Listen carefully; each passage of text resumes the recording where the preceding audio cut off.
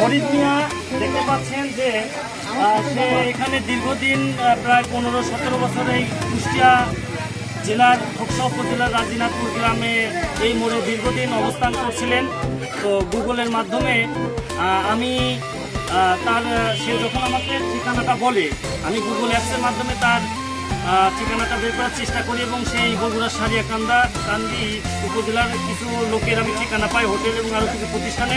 তাদেরকে জানাই যে এরকম একটি লোক দীর্ঘ 10-15 বছর এখানে অবস্থান করছে, তাদেরকে জানাই এবং ছবি পাঠাই ইমোর মাধ্যমে।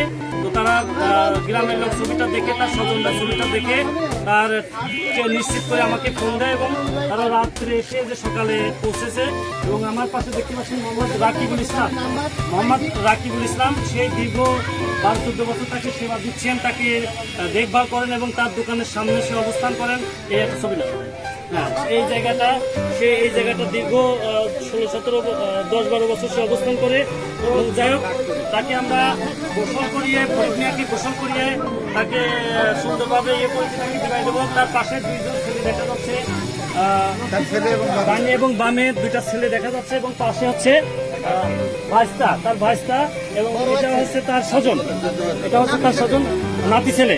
তো আমরা তাকে গ্রামবাসী, রাজিনাথপুর গ্রামবাসী, তাকে আমরা এখন তার স্বজনের হাতে উঠিয়ে দিচ্ছি এবং এটা আমাদের খুব ভালো লাগছে।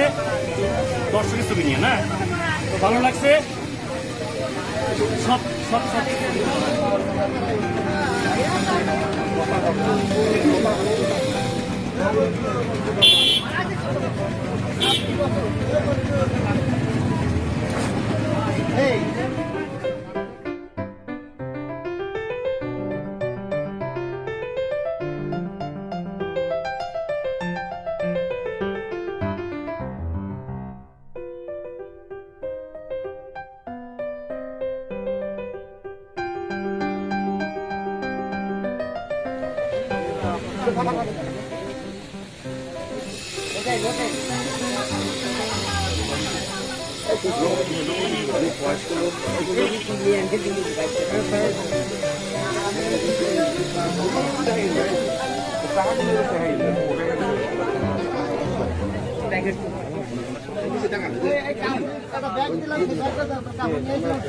কথা বলেন, কথা বলেন, সমস্যা আপনার?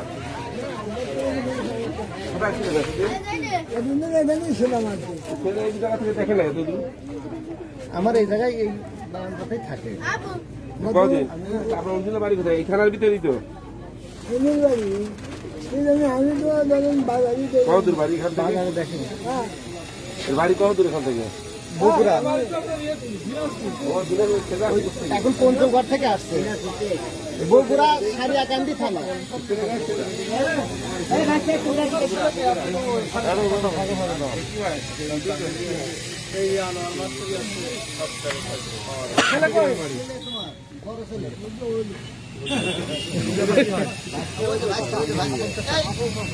আপনি কোথায় যাবেন? কিভাবে মিলবে এটা? তাকে তার সন্তানের হাতে হস্তান্তর করা হচ্ছে, ফরিদ মিয়াকে ছেলের হাতে। এখানে উপস্থিত আছেন আরেক ছেলে কই যে সালটাকে জান হ্যাঁ,